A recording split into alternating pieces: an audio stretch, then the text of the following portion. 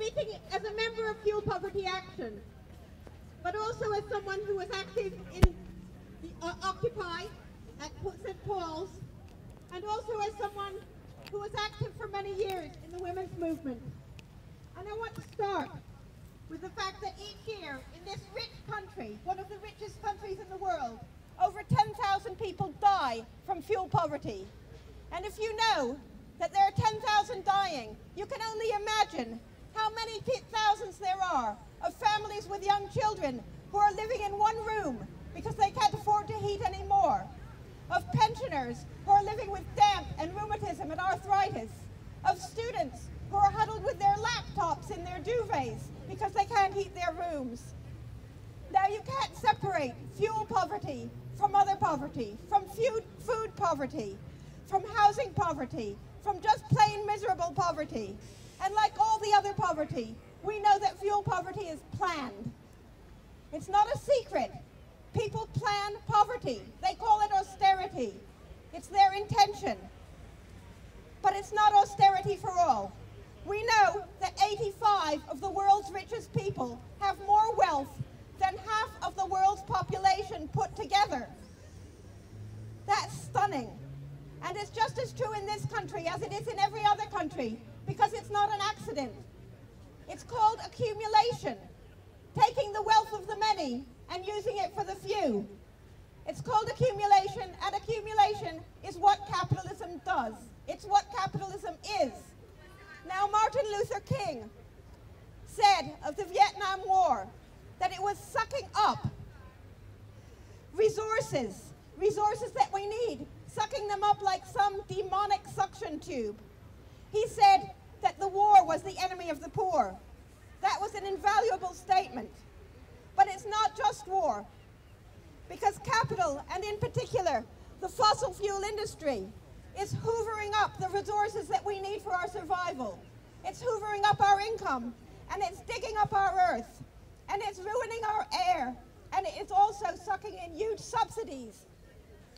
While you and I are going crazy over how to pay our thousands of pounds of fuel debt, the fossil fuel industry is raking in $1 trillion a year in subsidies, tax breaks, infrastructure from our taxes. In the UK, the big six energy suppliers made nearly 3 billion.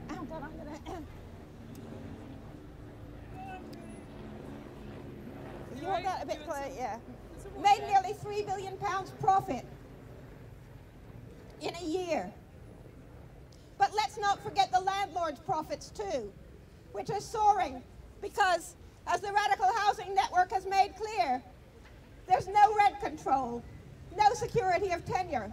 The government goes on about insulation, but you can't even get the windows fixed or a proper boiler put in because nobody dares even ask the landlord for it. Because if you ask for anything, you could be out on your ear. You could be homeless. So that's poverty. But the question is, what are we doing about it? How can we eradicate it? And I'm going to begin with how we won't eradicate it. Because there are some blind alleys, and we haven't got time, especially with climate change deadline breathing down our neck.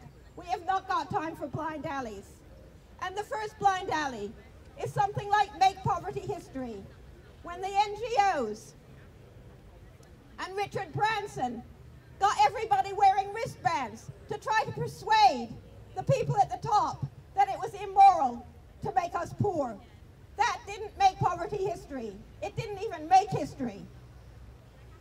The second blind alley is to trash the environment, like when Cameron says that we can actually have cheap fuel if we accept fracking, that we can have a wonderful growing economy if we accept the trashing of the land, the trashing of our water, the radioactivity of our air, and the pollution of the climate. Oh yeah, if you've got some, thanks.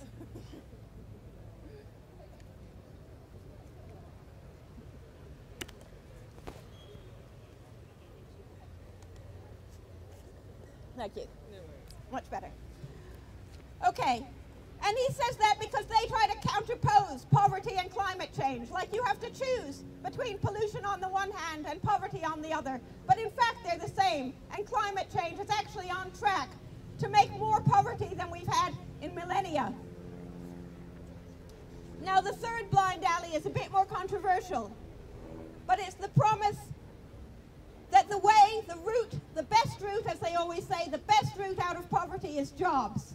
We hear it from the Tories, and we hear it from the Labour Party. Not surprising, they are called a Labour Party after all. We also hear it from feminists. And now there's a campaign for 1 million climate jobs. And I have to say first that 1 million climate jobs would be a very good thing. We need that transformative work done to insulate our houses for a start. We have some of the leakiest houses in Europe. We're colder here than we are in Scandinavia, and it's not because the temperature's lower. 1 million climate jobs can appeal to trade unions and to people who are on workfare and people who end up joining the army or doing something else almost as dangerous or almost as inhuman as many of the jobs that we do that don't do a bit of human good to anybody in the world but just create profit. So it's a good campaign. But I have to say that it can also be a trap to talk about jobs as if they're an end in themselves, as if they're a good thing, as if they're the way to solve our problems. Because if you go back to fuel poverty and see who is dying from it, who needs the heating on most, who can least afford it, there's an awful lot of people who emphatically don't want jobs. I'm talking about pensioners who've worked all our lives. You don't retire when you get old. You just tire because you're generally working all the time just to survive and to keep the people around you, perhaps a partner, perhaps your grandchildren, to care for them. You're still working. You don't need another job on top. And although professionals who might have a nice, flexible job in a university say, oh, we all can work, a lot of us don't want to work till we die. So that's one set of people. Another is people with disabilities who may really need the heating on. I do have some personal experience of this. And disabled people have also made very clear to me that it's a full-time job, caring for yourself and caring for other people, as many disabled people do. It's a full-time job, and you can also be active in many other ways. Active, for instance, campaigning on climate, campaigning for survival, for money to survive, or campaigning on fuel poverty. You don't have to be in employment in order to be active. And then there are single mothers and other mothers who are going without food so their children can eat. They're being told, get on your bikes, get dignity, get work, find some sort of childcare for your kids, and get paid to look after someone else's children. And this is supposed to be women's liberation. And a lot of us are saying no. And the core of the movement for welfare rights, at least here in the US, I don't know a lot about other countries, but the core of the movement for welfare rights and the claimants unions that used to be here has been single mothers saying, we're working already. What is more important work than raising our children? Why don't you recognize and pay us for that work? Why is the economy measured by the growth of profits and not by the growth of children? And there's a petition about that on the Global Women's Strike website. So there are a lot of unrecognized ways that people are fighting to eradicate poverty. Now we're getting on to the good part. What actually is a way forward? And that's one, demanding payment for caring work. And another is going on strike and demanding higher wages, like the health workers did this week. Refusing to be blackmailed, white-mailed we call it, by the threat of losing thousands of jobs if you get a 1% increase. And another way, less recognized, that people are fighting back is by refusing to pay. Now, more people than ever are going down this road for the simple reason that they can't pay. Even with the law changes, many people are squatting. There are still many people homeless who have no other way to get a roof over their head. There are people shoplifting. There are people cheating on transport. There are people running up debts that they're never going to be able to pay back. Non-payment has a long history. There were huge rent strikes here in the 1950s, 60s, and 70s. In Italy, in the 1970s, there was a big movement called reappropriation, or also called can't pay, won't pay. And then here, there was the poll tax, which was a massive movement of non-payment that ended the poll tax altogether and also helped help to finish off Margaret Thatcher. Now, there are a lot of organizations lobbying the government on fuel poverty, and some of that lobbying is very important. But Fuel Poverty Action is a direct action group, and from the day we started, we were asking, given that the big 6 energy companies are ripping people off till they die, given that there's a huge groundswell of fury about that, and thousands of people are alone in their homes fighting tooth and nail and telling the companies that they can't pay, and given that the prices are a national scandal, can't pay, won't pay our energy bills. And we thought about it a long time, but we came to the conclusion that it's not so simple, at least not right away, because with energy, if you don't pay, you do freeze. However, particularly if we look at the debts, we think we can find ways to organize and share the resistance to fuel poverty that's going on already every day. Because 1 in 5 households is in arrears with their payments. The average debt is £1,400, which means a lot of people owe a lot more than that. We think there's a chance of building a self-help movement, or more accurately, a movement of mutual defense that may be small or it might get big, like the poll tax movement did. Because we do have some rights, though you might not know it. The fuel companies behave like your fuel debt is your priority. It takes precedence over your other debts. It takes precedence over your rent. It takes precedence over your feeding your children.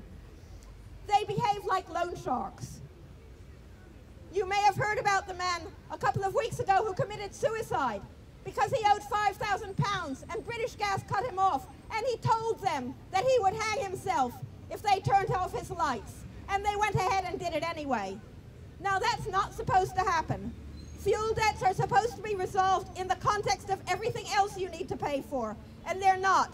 They're not supposed to cut you off if you're vulnerable by reason of age or health or disability or severe financial insecurity. Severe financial insecurity. I'd love to know who got that one in. We have to use it. Most of the time, when you get into arrears, they come to install a prepayment meter, a key meter, where you go to a shop and put money on your key. They say it will help you budget, and maybe it does. But your gas and electricity will also cost more than what it costs richer people who are paying by direct debit. And when there's no credit left on your key, you are left in the cold and dark. You can't even boil a kettle. Now, most people don't want prepayment meters, but the companies can go to court and get a warrant and then break into your home to install them, which can be quite traumatizing, as you can imagine. And this, too, does not have to happen. You have a right to options to pay. You can end up paying debts off at £3 a week per fuel, not £10 or £20. The companies also often make people pay debts left by a previous tenant, or they make mistakes in their own favor, and you pick up the tab. That doesn't have to happen either. The same day that we heard about that suicide, we got news about a couple on the south coast that we'd been helping. British Gas had told them they were thousands of pounds in debt, and for years they hounded this couple, even when they were caring for their daughter who was dying. And on the same day we heard about the suicide, we heard that British Gas had to admit that that couple never owed those thousands in the first place, and now we're trying to get them compensation. So to really put the energy companies and the landlords and the government in their place, we need a solidarity network like we had with the poll tax, with resource people in each neighborhood, so the companies can't take advantage of people who are exhausted, or people who don't have a good command of English, who aren't very literate, or who aren't very used to dealing with bureaucratic bullies. And we're going to be holding a workshop here in the square on Wednesday to help people. We've published a guide to your rights to help build this self-help movement. Because, you know, the government has deliberately taken away what we'd won, the law centres, the legal aid, and instead you're supposed to queue around the corner for the CAB. But does that mean we're helpless? Or does it mean we have to do it ourselves? To use the networks that we've already built up, to make them useful to people in fuel poverty. They will live to regret it, forcing us to do it ourselves. Because what can happen when you do it yourself is that you lose the shame of poverty. You lose the shame of being in debt. You lose your reluctance to talk to your neighbor. And you start to look not only at the rights you have, you start to say, fine, but it isn't enough. If we have the power to insist on these rights, what about our other rights? The rights that aren't yet recognized, but that everyone has to admit are perfectly reasonable, common sense, and in fact, absolutely essential if we're going to end poverty and save the planet. And I'm going to read briefly from the Energy Bill of Rights, which is being launched in the other place, as they say. In the other place, over there, inside, on the 27th of October. And I hope you'll all be there. And I hope you will all get groups and organizations, large and small, to start defending these principles, which are, we all have the right to affordable energy to meet our basic needs. We have the right to energy that does not harm us, the environment, or the climate, that does not threaten health, safety, water, air, or the local environment of a community like fracking does. We have a right to a fair energy pricing system that does not penalize those who use less, like standing charges do. We have a right not to be cut off from our energy supply and not to be forced to have a prepayment meter. We have a right to energy that is owned by us and run in our interests. And that is the beginning of what's being called energy democracy.